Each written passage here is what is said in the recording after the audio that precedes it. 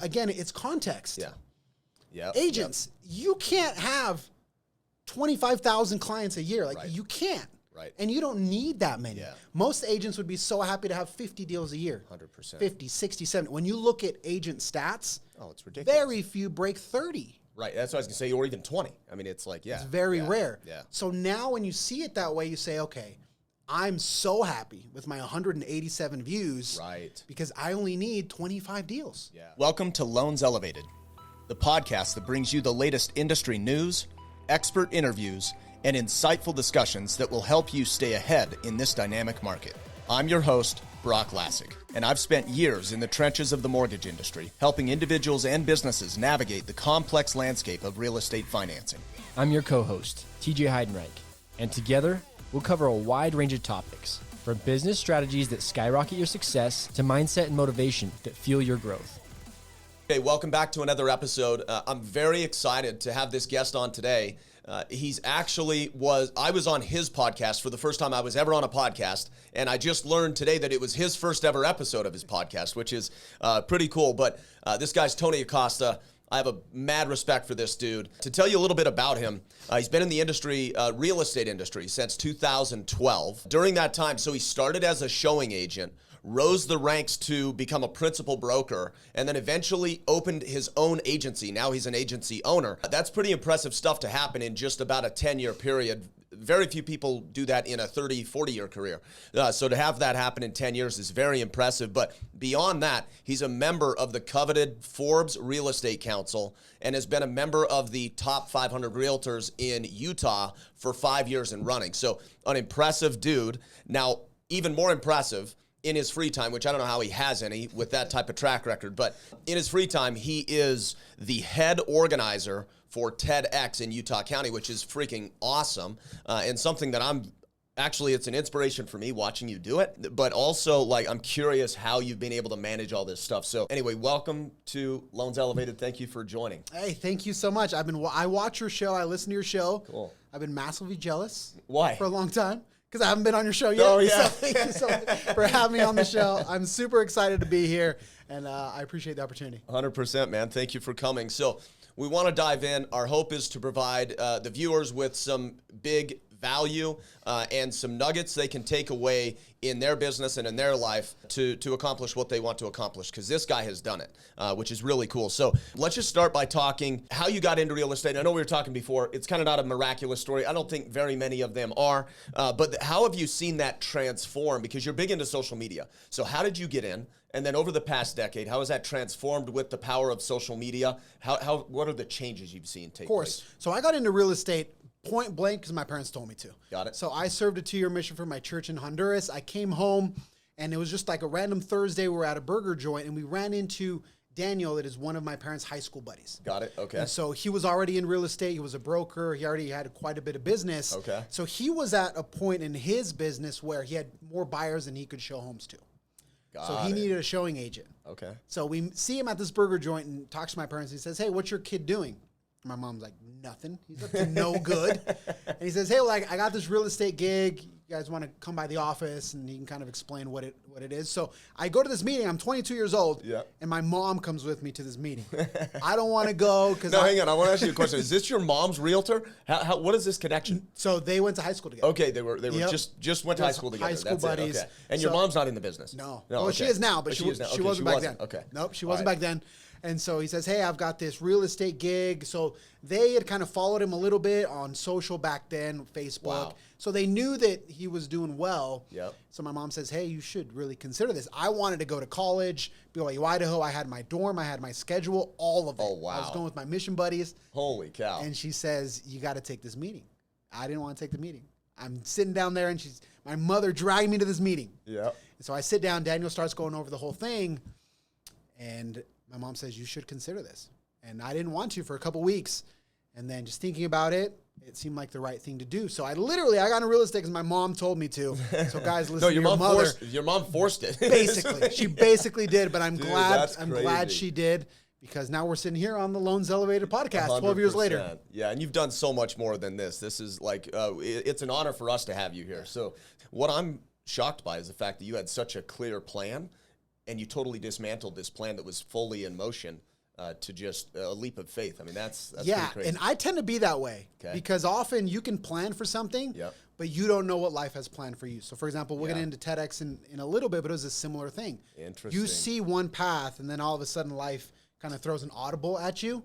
And so through these experiences, I've learned that sometimes it's okay to pivot, and the right path might not be the one that you thought you had. Yeah, no, I love what you're saying there, and it's something that I think, I know I struggle with. Like, I'm a very, very disciplined person, and I just keep my eye on the prize, and I'm good at that. I don't think I'm as good, and I'm learning this, but I'm not as good at the intuition of seeing what life has planned for me and kind of pivoting in that way. How have you been able, is that just a natural thing? Is that something that you've been able to establish over time? Yeah, I think it does come a little bit natural to me, where I'm very aware of little things that happen, and I'm not afraid to say no. Yeah. So I realized early on that when you're new at something, you got to say yes. Got it. Train here, yes. Do this podcast, yes. Do these social media videos, yes. You got to try everything. Yep. And then over time, you'll start to see what your skill set is, what you enjoy, what you don't enjoy. And eventually, you'll start to hone in on the thing that you're supposed to be doing. So in terms of social media, when I started as an agent, I was 22 years old, but I looked like I was 15. Right. I was a super skinny kid. I didn't have any of the facial hair. Like, I always looked super young. And I had never run a business before. No contacts, no experience, nothing. Right. So I would have conversations with my broker at the time, and he kept saying, you have to find ways to stand out. You have to find ways to market, to talk to people. I was too shy to do the cold calling and the door knocking. Got it. It wasn't that I hated it. I was just too timid. You couldn't do it with confidence. It was a waste of time. I couldn't do it because when I tried to do it, it didn't come across the right way. Right. Now, that's not to say if I really practiced it, I wouldn't have gotten great at it. Sure. But it just wasn't natural to me. So the only thing that I could think to do was take this Facebook profile and every single day answer a question on social media. Oh, so I would think, okay, I had this showing. They asked me about the AC. Oh, okay. So right now. And then I'd jump on there and say, hey, guys, I just had this showing. They asked me about the AC. What's the difference between a swamp cooler and an essential AC unit? Interesting. So every day I just try to answer these questions. And that's how slowly but surely I started to kind of make a name for myself on social media. Wow. But going back to your question. And that was in the beginning. That was in the very beginning. That was my only lead gen. Got it. Okay. That was the only thing I had. So then from there, what's been the evolution of social media in your business, but also I think industry-wide, because you have a good pulse on that? Yeah. So it just started just Facebook. Okay. So it was very, very basic. No business pages. It was just personal profile. Yep. You couldn't run ads. It was none of that. It was just me on a video from my phone, posting it on my wall. Back then they called it the wall. Yeah. And you basically built your whole business at first on that. Yeah. Okay. Yep. And then business pages came out. Yep. I started learning about ads and boosting posts. And then Instagram happened. And Instagram really, for me, changed everything. Got it. Because it became such a dynamic platform. And it just kept evolving. Yeah. So from just doing the photos to the videos to the reels to the stories. Yeah, it keeps evolving. Every week keeps evolving. It's crazy. Yep. And so there's so many more ways that you can engage with someone. But it all started just believing that social media was going to matter. And that this was a way that people were going to prefer to consume content. Right. And I fundamentally believed that if I could provide value, you would rather watch one of my videos on your time than take my phone call. Right. That was the bet that I made. Yeah. Now, it's not to say that cold calling doesn't work. Right. But I just felt that in the future, aka today, people would rather watch something on Instagram that they chose to watch, they chose to follow, versus sit there at their front door, talk to me for 9 minutes, or take my phone call. Yeah, one thing I want to make sure that we underscore here and everybody takes away, because social media, video, all this stuff can be daunting right up first. It's like, it's not something that comes natural to most people. You overthink it, you freak out. But the cool thing is Tony basically took his regular job, which I love this. You were leveraging your time where you're going to be at a listing appointment or with a buyer no matter what. And if you're intently listening, which you need to do to be a good salesperson and actually get the deal, you're going to mine content. And then you just simply, at the end of that, post that content. I mean, it was as easy as just like talking about an AC unit. That's crazy. And if you overthink it, there's no way you would believe that anyone would care to hear that or find value in it, or it would build your business at all. But it just had to do with your industry. So I think everybody, take the courage and just simplify and do something, because it is a powerful tool. And I mean, I think you mentioned this just a moment ago, or alluded to it at least, which is I think there's two trains of thought in real estate and sales just in general, which I want to hear you kind of your opinion on this. But there's the people that'll cold call and door knock, and I think that's a function and a part of every sales business, really. So I'm not saying you shouldn't do that, but that's like you're hunting to kill as opposed to planning for the future and investing in the slow play, building the business. Do you feel like social media is more of a longer play to develop a more consistent business versus the other stuff being more sniper, target, kill? I actually think it's the reverse. Okay. And the reason why is because there's a very famous book called The Millionaire Real Estate Agent. Yep. By Keller. Which is on the stand in trial right now. Yes, right now. Follow that trial, by the way. It's massively interesting. Crazy. But in that book, he talks about his 33 touch strategy. Yep. Where you touch someone 33 times over the course of a year, and then he has this formula of how many referrals. Yep. What I realized with social media, when you talk about these 33 touches, it's a phone call, it's a postcard, it's a visit. Like, it's just 33 times throughout the year, you're going to have Somehow some sort of engaging. interaction at some level with someone. Yep. What I realized with social media, even when I was getting very few views, is I could take that number from 33 a year to 300 a year. Oh, right. Because when somebody chooses to follow you, they see you every single day. Yeah. They may not watch every video. Right. They may not care about every topic. But at a subconscious level, they're seeing you. They see you. So now those 33 touches turn into 400. So social media, from your view, is not a replacement of anything you're doing. It's a supplement just to exponentially increase your exposure to your people. Because if let's say you don't get a lot of views. But not a lot of views is 400 views a video. Right. For a lot of people, that's nothing. Right. We want the millions and the thousands. Go to Google and look up how many people is 400 people. That's a lot of people. 100%. If you're an educator, as me, like doing classes, or you would be thrilled to go give a first-time buyer seminar in front of 400 people. Oh, dude, ridiculous. That would be amazing. That would be like the cool. You would take selfies and you'd feel like a total celebrity. Yeah. But we don't see that context on social when your crummy video only got 476 views. We see that as a failure. Right. I didn't. I see it as a massive win because if I can rack up 200, 500, 800 views a day, and they're real views, I don't go out and buy them. Right.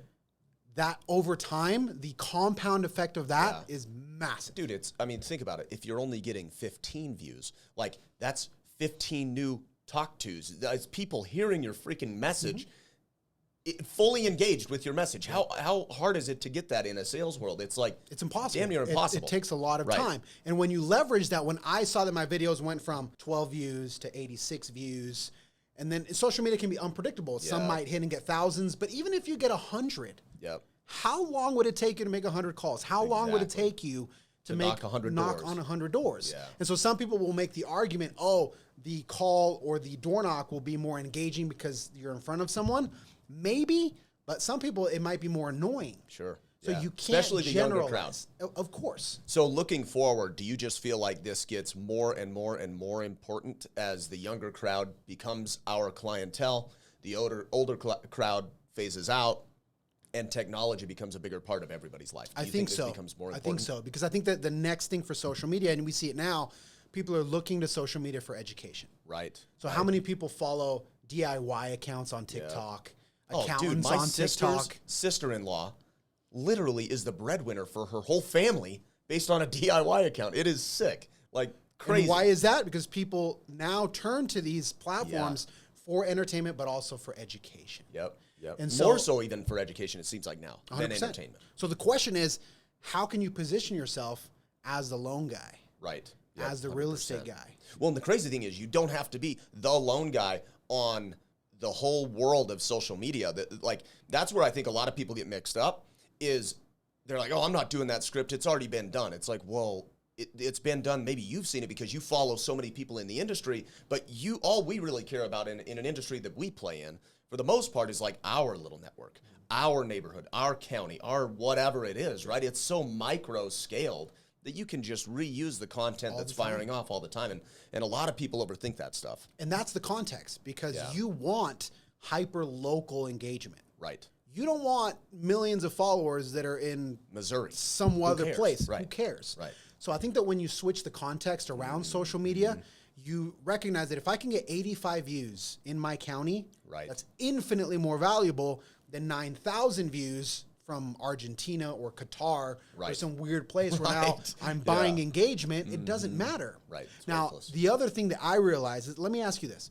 Now you've got a large team, but when Yep, you yep. were by yourself, Yep. how many loans could you realistically and accurately do on your own? On my own, yeah, it's a good question. I think I worked a lot when I was on my own, so it's probably an unusual number, but I was closing like 6 to 8 deals a month without a team. Okay, so 8 deals a month. Yeah. Okay, so here's where I want to go with that. That's 96 deals a year. Yep. 96 clients. Yep. Because of how we're paid in our industry, we're Yep. high paid. Yep. Yep. You don't need tens of thousands. Exactly. Yeah. You need less than 100 Right. in a year to make a good living. Amazing living. A good living, yeah. right? And so Like- again, it's context. Yeah. Yeah. Agents, you can't have 25,000 clients a year. Like Right. you can't. Right. And you don't need that many. Yeah. Most agents would be so happy to have 50 deals a year. 100%. 50, 60, 70. When you look at agent stats, Oh, it's ridiculous. very few break 30. Right. That's what I was gonna say, or even 20. I mean, it's like, yeah. It's very yeah, rare. Yeah. So now when you see it that way, you say, okay, I'm so happy with my 187 views. Right. Because I only need 25 deals. Yeah. And it's this mindset: are you a realtor or are you a social media influencer? And the reality is is, completely it's like, different. Yeah. You, Yep. Like, if you want to share content on social media as a realtor, because that's how you get paid, this is what matters. If you are an influencer and that's how you rely on your income, yeah, you need tens Millions. of thousands, millions of views, and that's how you get paid. So, good talk. Anything to close up that? I would just invite people to just switch that context. Yep. Right? Because 100%. if you sell t-shirts and you make $2 a t-shirt, you need to sell thousands. Right. To make to make some a money. little bit. Yep. In real estate, we don't. 1 client, 2 clients, 3 clients a month is a lot of money. 100%. And 100 views per video can get you there. The correct word, Sure. yes. Yep, 100%. From my perspective, I should say, you've been very successful on social media. You've been able to create a brand and a following, and a lot of people know you through social media in all different types of formats. Was there a strategy? Were you just kind of rolling with the punches? And what do you think we could share, aside from what we just shared, like to maybe give some more poignant tactics for people to implement from a strategy standpoint and be able to develop kind of this brand like you've done? Yeah, for sure. So at the beginning, I was only sharing real estate stuff. Got it. Because I felt that I just want to brand myself as a real estate agent. Yep. That worked for a time. Yep. But when I started including some of my hobbies, some of the other things that I was doing, it allowed me to have content that could be more relatable to people. So the switch that I made when I started podcasting Yep. was, okay, I don't need to talk about real estate all the time. Right. I just need people to know that I'm a real estate agent, and then I'll let the chips fall where they may. Sure. So what I started doing was doing the podcast Yep. and talking to people that some were in the real estate industry, others were not. Yeah. But the show lived on my profile. Got it. So the only way you could get it is you had to go through me. Right. And you right. had to see my name. You had to see my face. And, oh, by the way, I'm a real estate agent. And I started to share their stories. And I started to get into the public speaking sphere. And I started to do TED. So now I could talk about a lot of other things that were more interesting than interest rates. Right. So it's not to say that the interest Yeah. rate market update isn't important, but there's Yeah. only so many of those you can do in a week. Well, the crazy thing is there's only so many you can do in a week. The only people that are interested in that are the people that want a loan or are considering a transaction right now, whereas you're trying to develop this network of people that like you. And then they subliminally know that you are a realtor, so you're just going to be the guy that they go to. Of course. So you're just widening that net, essentially, is what you did. I had to widen the net because Got that it. percentage of people that are going to care about rates today is very small. Right. But the It's the percentage same of percentage of people that we go door knock or whatever, Of course. and they're interested. Of course, but the Right. percentage of people that can resonate to a video where I talk about how to be a public speaker Right. is much wider. Yeah. And so I started incorporating those elements of my life into my content, and it ended up working better because people get to know you and they just automatically know, oh, by the way, he has a real estate team. Yep. Cool. Yep. So when the need arises, Well, and the crazy thing is you become like, especially some of the content that you're talking about and sharing more of what you do, you become more likable, more relatable, but also you become more influential to those people because they're like, oh, damn, public speaking, that's crazy. I didn't realize Tony did that. Like you become and a it more also impressive helps. person. So yeah. I tried to hack it Yeah, okay. because it helped me have better communication skills when I'm sitting with somebody, or in my classes with agent. I mean, when I started doing these agent classes, I didn't know what I was doing, bro. Right. I didn't know what I was just doing. kind of dove in. What it did to the brand when you coach the coaches. Yeah. Just game over. Yes. It's the same thing that when you go out and train other loan officers, some people would say that's a waste of time. Why would you train your competition? Right. Why would you train your competition? Because everybody else, me that I'm on the outside, I say, Broch trains the loan officers. People. Right. So who do you want to help you?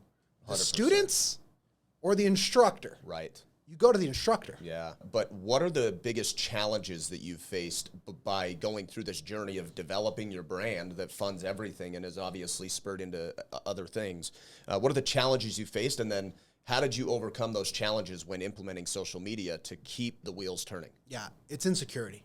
Okay. It's always insecurity. Got it. Why? Because some people aren't going to like your videos.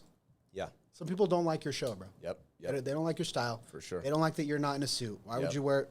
They don't vibe with it. Yep. So I had to realize that. Yep. At first, I would do the videos in my car. People were like, why do you do it in your car when you're driving?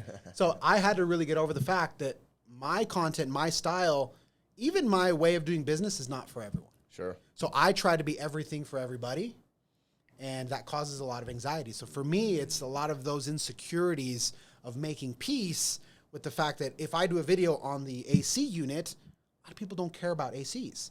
But some, and there's going to be some HVAC guy that's like, you're wrong. You're an idiot. Yeah, why are you talking about that? So I had to get over those fears. But what I learned was we suffer far more in imagination than in reality. Yeah. What I mean by that is there's so much fear of if I put this video about the AC, I'm going to get the HVAC guy that's going to talk trash. Mm-hmm. It almost never happens. Right. Right. I'll ask you, how many hate comments do you get on your show? Yeah, very few. I mean, we get some spammy ones on YouTube. Every now and then? It doesn't matter. Yeah, it's like, who cares? But it's not like every day people are like, Broch, you suck. Right. You're the worst. Yeah. And so, but a lot of people don't start a Loans Elevated podcast because they fear that. Yeah. But it's so, we exaggerate it in our own mind. So I had to battle that. We always go to the worst case scenario. They're not going to like me. The way I dress, the way I talk, they're not going to, just do it. Some people are not going to like it, but slowly but surely you'll start to find the people that vibe with your style, vibe with your communication. And those are the folks that you're talking to. You're not talking to everybody. Yeah, and those are the people that, like, now you run a business that's fun and enjoyable. You don't even want those people that don't vibe with you naturally. You don't. Then you're faking everything every day. But we let them affect us so deeply. Yeah. If somebody goes on social media and says, how is this loan officer? Well, you should be wearing a suit. Right. Do you want him as a client? Yeah.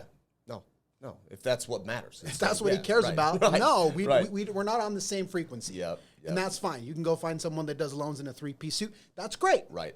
But you have to make peace with that and not let that derail you when you get that comment, if you ever even get it. Right. So your whole point here, I think we could summarize by saying, like, it doesn't sound like there were very, very many obstacles. You were just continually refining and improving over time. But the big thing was, you need to swallow the pill that everybody doesn't like you, and you need to just be authentic Tony. You don't need to be Tony A and Tony B and Tony C for all these different people. It's just who you are. And put in the work to really become an expert.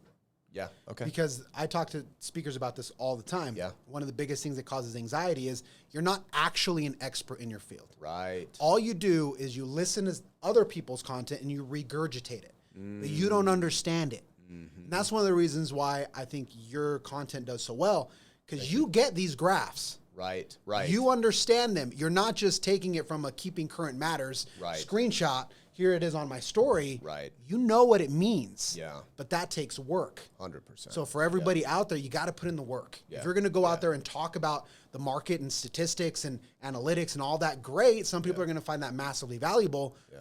But people can tell when you don't know what you're talking about. Stumble on your words, or it's very scripted, or you set the hook and you get that lead, and then you talk to them and you can't actually explain what the hell you're talking about. So early, I was so scared to get a question that I couldn't answer. I was afraid of the I don't know. Yeah. So that motivated me to really try to become an expert on all of the real estate contracts, on all of the, I just try to become an expert. Yeah. So for those that are feeling a little bit fearful, it might be that you're still not confident enough in your skill set and in your knowledge base to put yourself out there. That's fine. Right. You got to work on that though. Yeah.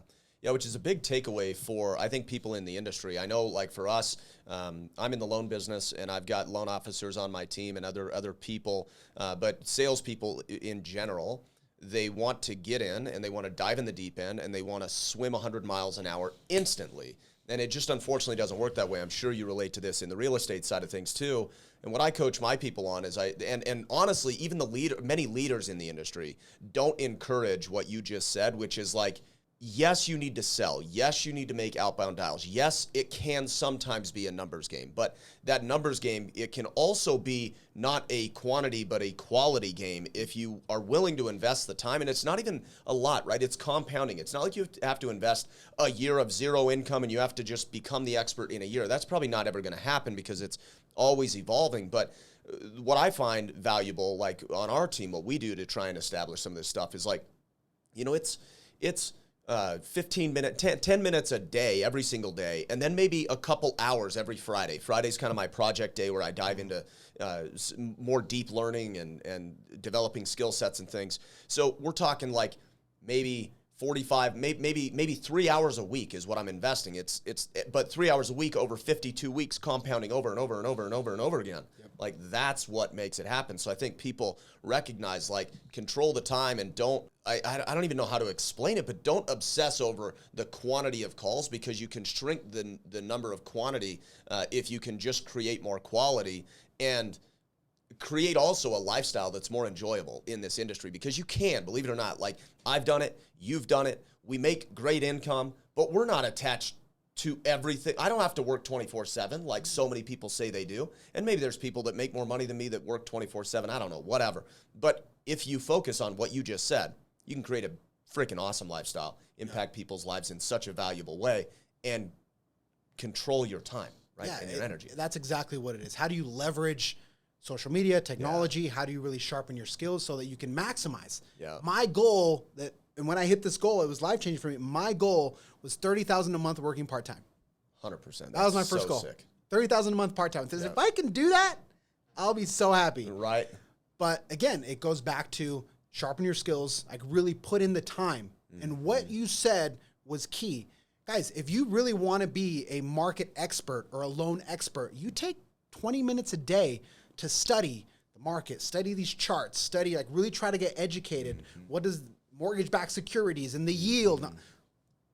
What does it all mean? In a year's time, you'll be basically better than most people in that little tiny micro part of economics. And now when you do a video, that expertise, that work will shine. Yeah, 100%. And you will outpace everybody else. Yeah. But you got to put in the 15, 20, 30 minutes a day of true work, true study to be able to get there. So the big takeaways that I'm finding that are just resounding themes, and I don't want to close this up yet. I want to talk about TEDx, but the resounding themes that I feel like are takeaways that you guys can kind of ponder on after this show is, one, you got to be authentic. Mm-hmm. And two, you have to discipline to accomplish the vision you've set out for yourself. So I think that's really authenticity and discipline is what kind of summarizes what this whole story that we've been talking about. Yeah. Would you agree? I would say that, yeah. Become an expert. Yep. And then tell the world about it. Yep. In as many places as you can. Cool. But become an expert first. If you get the order in reverse, people are going to find out. Yeah. Love it. Love it. So now let's close up with, and this is what I think is the coolest thing that you've done. Like we've known each other pretty much like most of our careers. Yeah. And you came in, you were a crusher realtor. That's how I originally knew your name, because you were crushing it. I'm like, damn, I kind of want to work with this guy. Yeah. And then I don't speak Spanish, so I kind of lost the opportunity. But anyway, you were crushing it there. And then I've just seen you, I was on your podcast 5-6 years ago. And then from there, suddenly you're like the dude on stage at TEDx. Like, one, that's badass. So congratulations. But how have you been able to accomplish this part-time, high-earning career, but also kind of chase these passions of yours and start and continually expand upon your skill sets and these goals? Like, how have you done that? Because most people get so wrapped up in the spiral of the business, they don't even have time to take care of their clients and their families, let alone do all that and expand and do more. Yeah. So how's that come to be? I love that. So everything kind of comes together because in 2017, I became a principal broker. Okay. And I was the youngest principal broker in the state of Utah at the time. I was 26. That's awesome. So I was on these broker calls and I'd go to these meetings and I was the kid. Yeah. I was just the kid in the corner. I was like, are you like people thought the broker sent me. The assistant? Yes. So they're like, oh, who's your broker? Who are you here on behalf of? I was like, no, it's me, bro. But that forced me to up my communication skills. Yeah. Because all of a sudden now it wasn't just me that was catering to clients, but I had to train these agents. And I didn't want to be just a paper broker. Like I wanted to actually provide value. So I needed to improve my own presentation and communication skills. So in my brain, I'm like, okay, how do I do that? I have to become a better public speaker. Got it. Because I'm public speaking every week with these trainings, with Right. these 12 agents, Right. I have to sharpen those skills. So I started doing the Toastmasters and trying to find ways to get better in practice. Got it. And then eventually I had the TEDx dream. And I started applying. Similar story, you get rejected. Finally, I get accepted to a TEDx in Texas, but COVID shuts it down. Oh, dude, I'm like, that's brutal. So they're like, hey, we might do a virtual one. We might not. We're trying to figure it out. They ended up not doing it. Wow. So I said, okay. By that point, I was bit by the TEDx bug. Right. I want to do this. Yeah. But I had no experience. So I started getting involved with some of the local chapters. So Salt Lake, I had conversations with the organizers in St. George. I got to sit in on some meetings just as a volunteer. Mm-hmm. On one occasion, someone from Salt Lake says, hey, you're in Utah County, right? I said, yes. Did you know that there's no established chapter in Utah County? Oh, wow. There's been one-off events, BYU, UVU, but there's no established chapter. It would be cool if somebody did that. And that was kind of like the seed. Sweet. And I tell my wife, I said, hey, they said this. And she's like, you should do it. But it's the imposter syndrome again. Right, 100%. I'm like, are you kidding me? I've never done this before. But what I have learned is to just jump in. Yeah. Jump in and just learn. So it was all just an idea. Then the lady's like, well, there's this application process. Go do this. Here's the website. I do it. When I get the email that they granted me the license, I was terrified. Oh, I'm sure, bro. Bro. Because it's intense, dude. I was TED is like high-level terrified. stuff. I told my wife, I'm like, all of a sudden it became real. And they're Yeah. like, okay, we expect you to do an event in the next 12 months. I was terrified.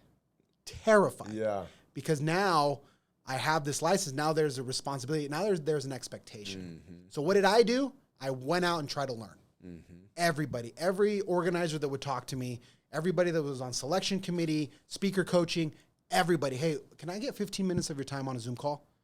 And everybody said yes. Wow. So I just started asking questions, learning. But that first event, I was so scared. Were you? Because it's all these things. No one's going to show up. Right. Sponsors, speakers, it's going to, How many something's going events to are you in happen. now?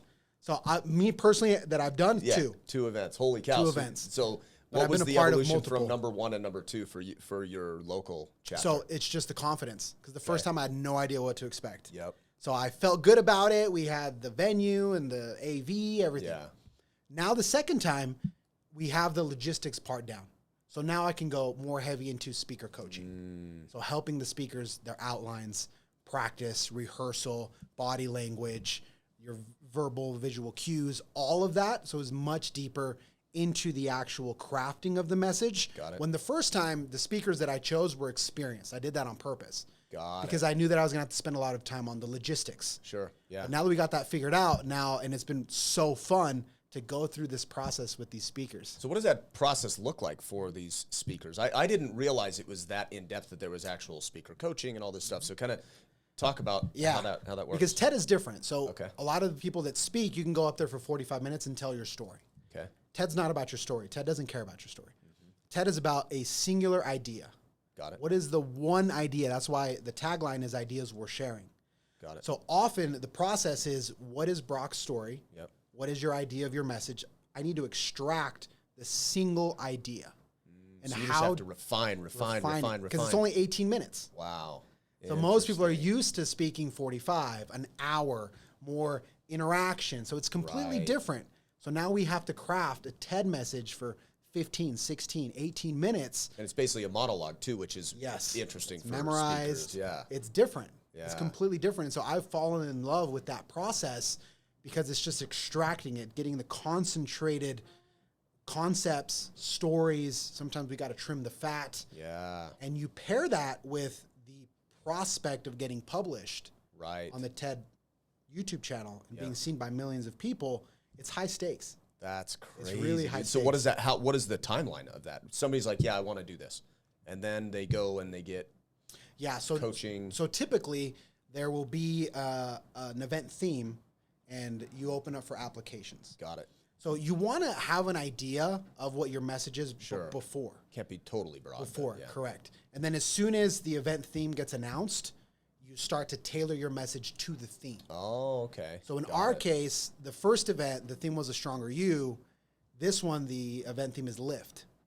And so you want to really craft your message, mold it to the specific theme so that you can present it to the selection committee. It's not just, hey, I'm Broch Lassig, I make a bunch of money, because that's not what it is. Right. Yeah. Yeah. It's bringing value to the other people. You have to. So it's how do I create an idea that can have tangible value, a takeaway for the audience. That's cool. So in the application process, I often say, at least for us and in most chapters, there's 2 boxes. Okay. There's the bio box, Okay. and there's the what's your message box. Okay. Too often, there's a bio in both sections. Oh, right. Does that make sense? Right, yeah. So it's like, oh, I'm Broch Lassig. I run the Lassig team, cross country mortgage. I've made $1 million. Okay, cool. And then the message is, I made $1 million, and right. I want everybody else to make $1 million.